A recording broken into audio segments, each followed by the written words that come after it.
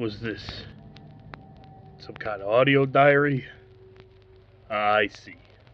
Must mean some hack fraud is making a Bioshock video. Bioshock is one of my favorite games ever made. This isn't too surprising as it's already pretty unanimously regarded as a masterpiece, and has been since it first came out 17 years ago. At a time where first-person shooters were everywhere and tended to lean into similar territories, Bioshock went a completely different direction. The small, unheard of, basically indie company 2K decided that it needed something special. Instead of buckling to the constant brown military shooter types with wave after wave of generic enemies, instead of a story about the horrors of war or just how cool soldiers are, it chose something different. It chose to take elements of survival horror and exploration, and it chose to focus on telling a fantastic, cohesive story. It chose quality, but above all, it chose Rapture.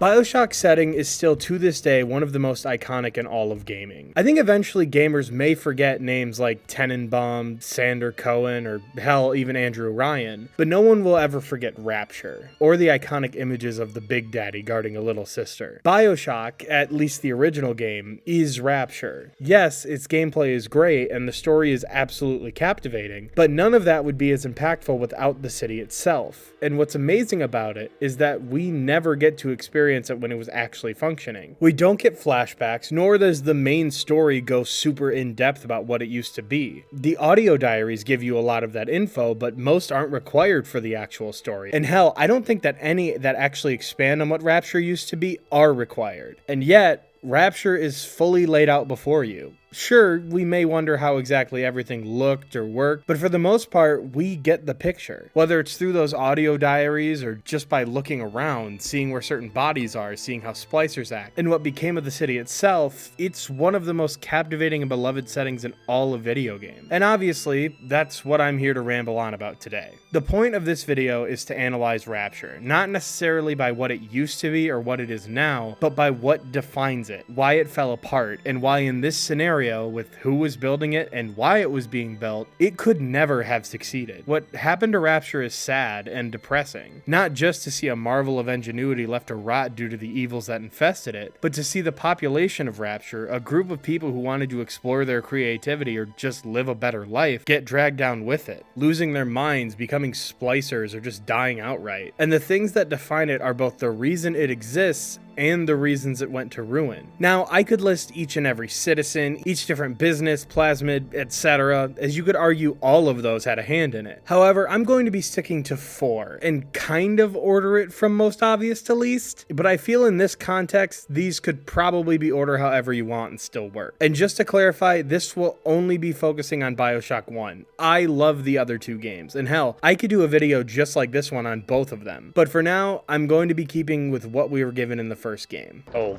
god, now he's doing some kind of quote-unquote anal cis? This Schlemiel? I swear to god if this dumbass brings in politics. The first of 4 things that I would say define Rapture is definitely what I would call the most obvious.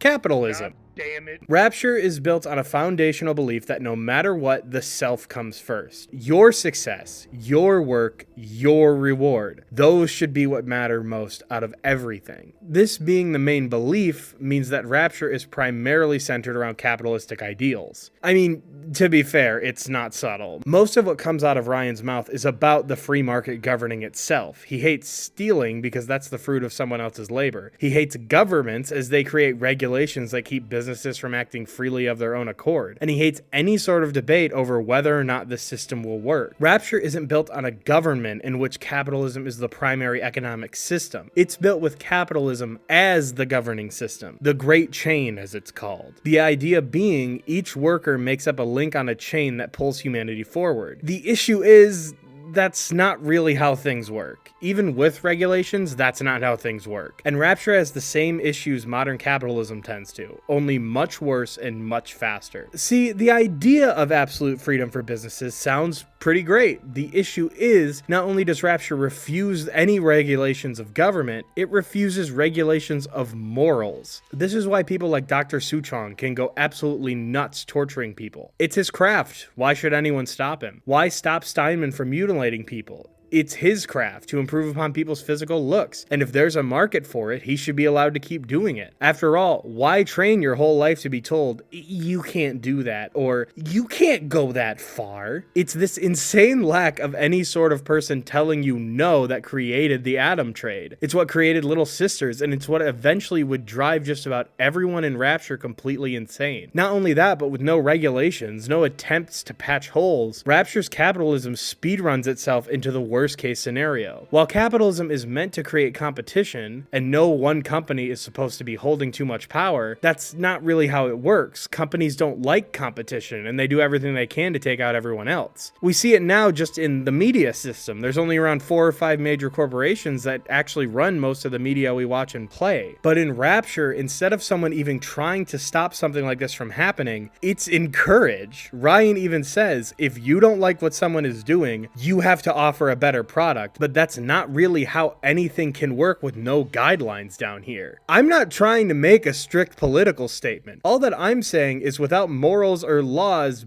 businesses are going to push way too far, and that's what happened in Rapture. With no morality, companies in Rapture are literally murdering each other to get the upper hand. The great chain begins falling apart almost immediately because normal workers are exhausted. People like mechanics aren't being listened to because, oh, if you don't do it for my price, the free market will replace you. And in the end, again, people don't want the competition. Ryan is literally fine with everything everyone is doing, be it literally killing people for art or money, or turning children into monsters in order to create Atom, a substance which is making tons of money but is ruining just about everyone's lives. But the second someone starts competing at his level, it's unacceptable. Ryan is cagey about outsiders coming into Rapture, yes, but he never batted an eye at Fontaine's smuggling until Fontaine's other businesses began really hitting his standing as top dog. The real thing making Fontaine rich was genetic research, which he then invested the money from into more businesses like Oxygen. But because the actual businesses were outselling Ryan, Ryan wanted Fontaine dead. It's why the death penalty wasn't established for massive crimes like murder, but instead for smuggling. Because the reasons could be, action must be taken against the smugglers.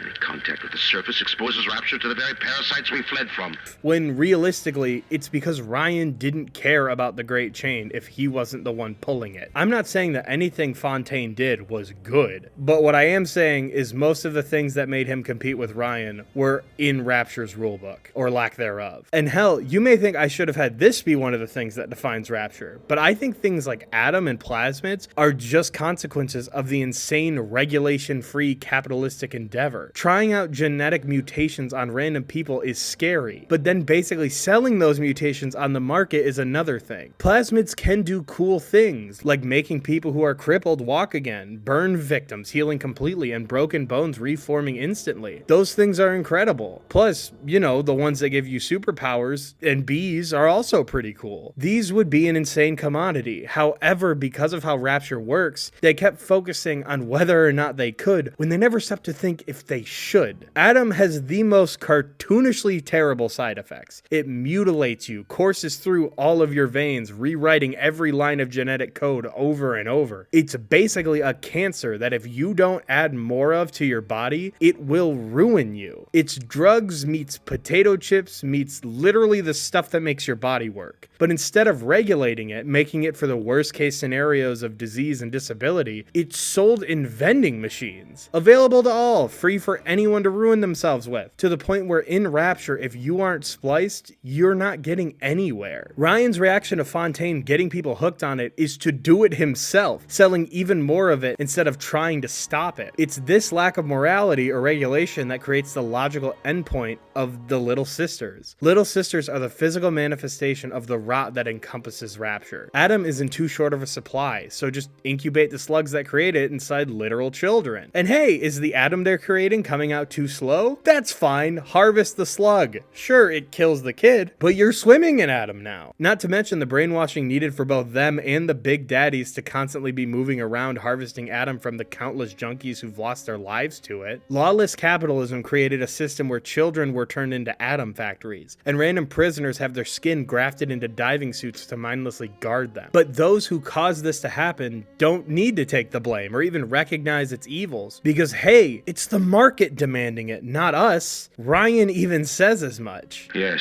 these children are an abomination. But it is not my hand alone on the chain that created them. No. Their little fingers were right there, next to mine. And now I think is the perfect time to talk about him, the next defining piece of Rapture. And hey, we'll throw in another piece with him, as you can't have a businessman without his competitor. So let's get into Andrew Ryan and Frank Fontaine. Here's something that I think might make a lot of people mad if I say it, but I do personally kind of believe it. I don't think Ryan actually really gave a shit about capitalism. Not really anyways. I think he did kind of care about individualism and the ability for people to pull themselves up by their bootstraps. However, only as long as it never went against him specifically. Throughout his childhood, Ryan had his belongings and family business seized by the government, which more than likely started his heavy capitalist beliefs that someone, a parasite in his terms, taking what you worked for is unacceptable. But again, I don't think that goes for everyone. That's just something that should mainly apply to him. Ryan was a successful businessman when he built Rapture. He was already on top and didn't want his money seized by anyone but himself, especially if it meant contributing to things like the atomic bomb. You get the feeling that in his head, yes, anyone could reach his level and that everyone would have the ability, but even if every cent of his money went into building Rapture, him being the one to head the project gave him immense amounts of power. Even if they didn't see it exactly, everyone answered to him. Everyone looked up to and celebrated him. His name is everywhere. Now, you might think that this still sticks to his philosophy as, after all, this is the sweat of his brow, so is he not entitled to it? To an extent, sure. But if you want your city to be a capitalist utopia with no regulations, that kind of flies in the face of that concept. Another flaw in his plan is the fact that if someone isn't making money by choice, that's a problem. When Julie Langford builds Arcadia, an underwater forest, Ryan doesn't let people in it without paying. Julie wanted tours to be free, but the idea of not making money from what you're doing is so foreign he doesn't allow it. Today, Arcadia was closed off to all but paying customers. Ryan asked, should a farmer not be able to sell his food? Is a potter not entitled to a profit from his pots? I'm not saying Julie's doing business with him for free, but the simplest walk around trees is paywalled to the people of Rapture. It is really funny because despite being so pro-capitalism and hating governments like the Soviet Union so deeply, over time Rapture fully devolves into everything that Ryan hated. He starts shutting down groups and projects that don't benefit Rapture or push its beliefs, with an extremely with us or against us outlook, playing indoctrination tapes over hallways so that people don't forget about all of his platitudes. Because yeah, in the end, almost everything Ryan says doesn't go farther than platitudes, and he ends up creating a gas that flows through the city, making anyone with Adam in their veins, aka everybody, into obedient servants who take his orders unquestioningly. Ryan goes from pushing platitudes to both build his city up and keep himself as its ruler, to fully turning everyone into unquestioning slaves. A man chooses, a slave obeys, and he'd rather have everyone else be slaves obeying than have to deal with so many men choosing. And yes, Ryan is hesitant to use that gas that controls people, but if he truly believed in what he spouted, he wouldn't have used it at all. He would have said no. But that's not who he is. Those platitudes are lies. But, of course, he didn't just slip into these tendencies. He was pushed into them by our good friend, Frank Fontaine. Fontaine, as Ryan's arch nemesis, should be the exact opposite of Ryan. However, they're incredibly alike, and they both represent what Rapture is. Ryan is the facade, the pretty face, the lie of being able to come down here and win. Fontaine is the truth. The actual, real Rapture. The one that turns children into atom factories, normal people into violent addicts, and desperate people into obedient puppets. And the way he does it is by simply bending the rules that Ryan has already put into place. I honestly would say the only crime Fontaine actually committed according to Rapture's laws is smuggling, which, yes, is a big reason he got where he was, but let's really get into this. Fontaine saw a market. People missed the surface. They wanted old things they didn't have in Rapture. So Fontaine delivered. Illegal? Technically. but he saw a market and he filled it. He did the same thing with Adam. As science and technology were pushing so hard to evolve in Rapture, he supplied the evolution. Not to say Fontaine isn't a major reason Rapture fell. In fact, he introduced the main reason, but he only did it because he found a way to play the game better than just about anyone else. And this infuriated Ryan. Ryan acknowledges at first that Fontaine is just playing the game, working with the Great Chain like everyone else. If you don't like what Fontaine is doing, well, I suggest you find a way to offer a better product. But once he fully begins to lose his advantage due to the businesses Fontaine has invested in, that's when they become enemies. He even points out that he's losing only because Fontaine put his eggs in better baskets. Something must be done about Fontaine. While I was buying buildings and fish futures, he was cornering the market on genotypes and nucleotide sequences. The Great Chain is pulling away from me. Perhaps it's time to give it a tug.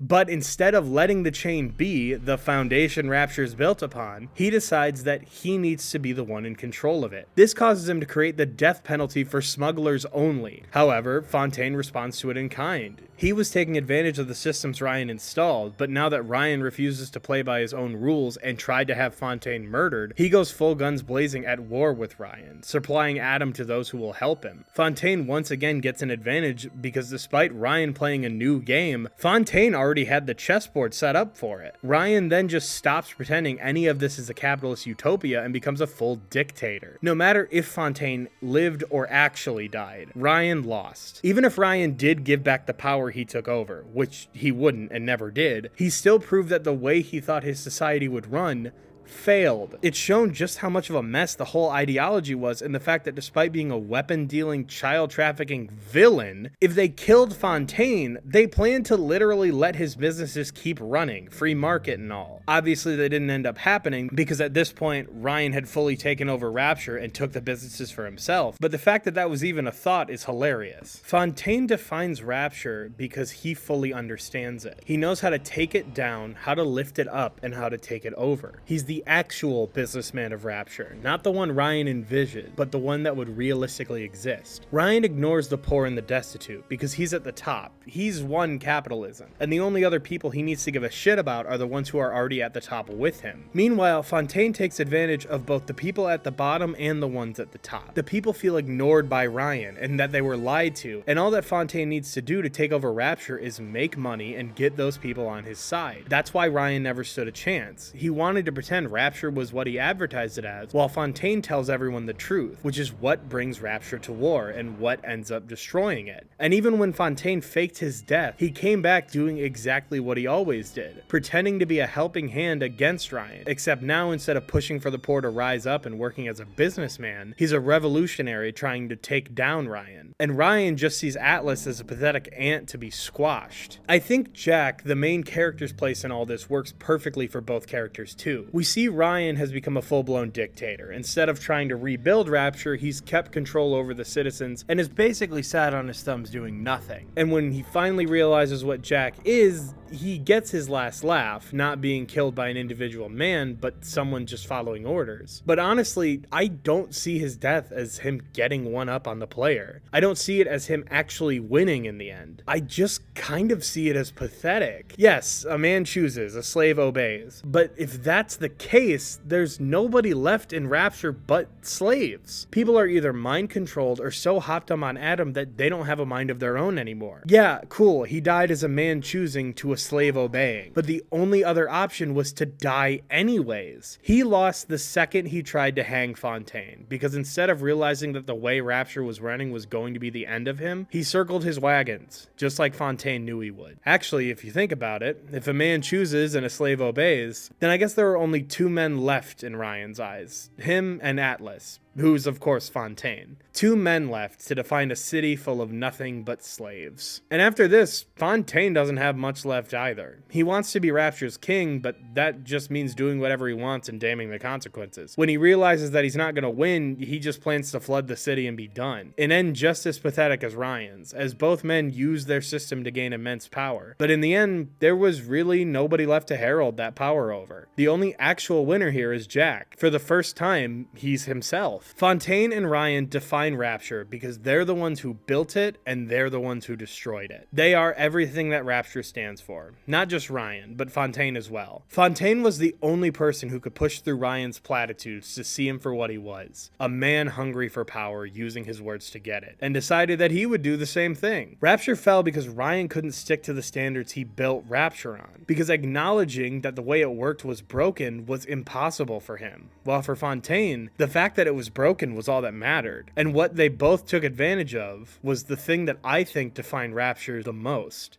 humanity. I pointed out how lazy this gimmick is earlier. That makes it okay, right? Like, that's how comedy works. It's funny because I pointed out that it's not funny.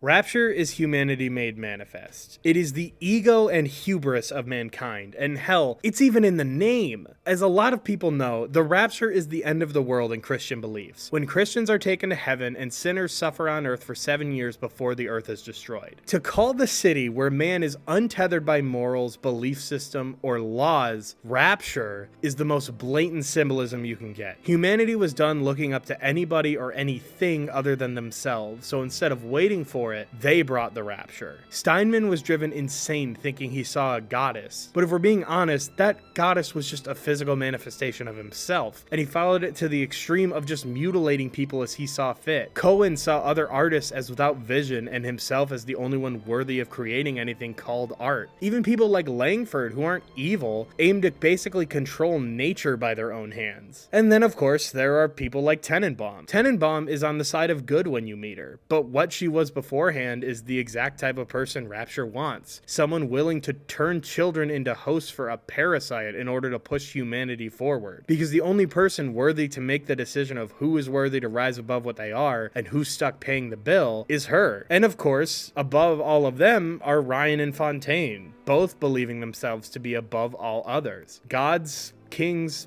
and man. None of them mattered more than they did. Rapture is built on that human selfishness, that human urge of fuck you, got mine. Rapture fell because of that mindset, because of people like Ryan thinking he's better than the rest of humanity, to people like Fontaine who just want power, or people like Tenenbaum and Steinman, or anyone else in Rapture who thought they were better than God. I'm not a religious man. I don't believe in a God personally, but the idea that man can not only meet a higher power, but shake their hands always ends in massive piles of corpses and failed empires. Rapture is a society built on using people for your own gain, and once you realize you were the one used, it's already too late for you. And that's where the bad ending comes in. Rapture is done. There's nothing left. However, the humanity that defined Rapture persists. That's why the surface gets conquered. It's a matter of we're evolved, we're the best, let's prove it to you. It's a continuous cycle created by Rapture and what defined it. And it's Rapture going from we are better than all of the rest of humanity, so let's hide, to we are better than the rest of humanity, so let's make sure we're all that's left. It continues the cycle made in Rapture of humans basically eating one another to get a step ahead. And what's more human than that? Well, I'd say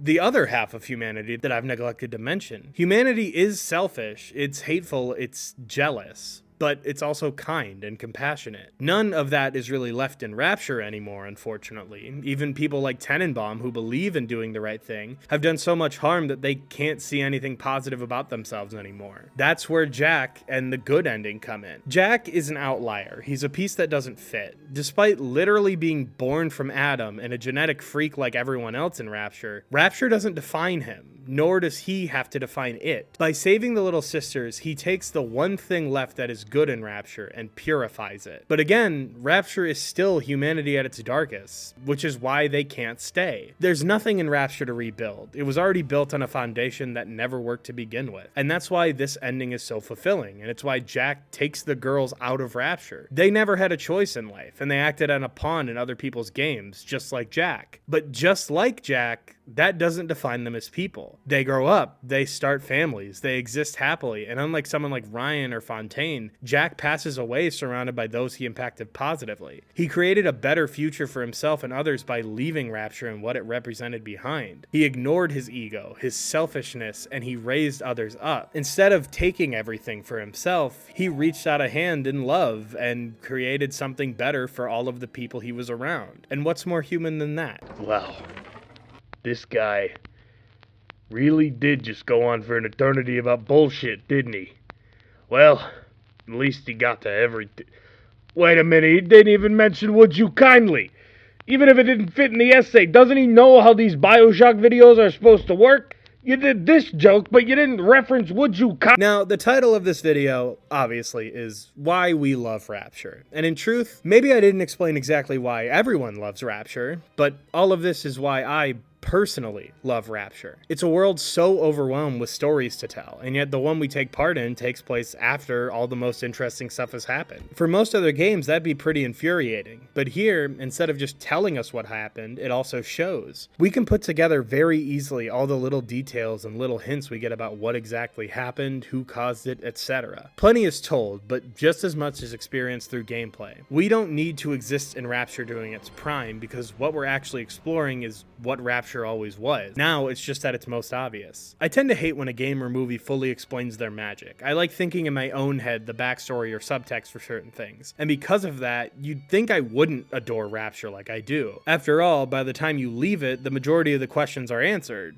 But the thing about Rapture is, it's more than just a location. It's an incredibly complicated history of a few hundred people, and I want to hear that story. I love Rapture because I know what it is, and despite not being there in its prime, exploring it told me all I needed. The walls here talk, and they say a lot. Okay, I think that's enough sappiness and bullshit, so let's wrap it up. Bioshock is one of my favorite games ever made. Its story is incredible, but without Rapture, I don't think it would have hit as hard. It's a story about betrayal and revenge and the fall of an empire. But without a unique environment like Rapture, with the foundations of why it fell, and why things continue to get worse so strongly set in stone, I don't think it would have hit as hard. I don't think it would have lasted this long in pop culture. I love analyzing characters, and honestly, because of the characters and concepts that make it what it is, Rapture is a character all its own. And honestly, I think this foundation is just as strong in Bioshock 2, even if what defines what Rapture is has changed heavily by the time that game rolls around. And hey, if you guys like this video,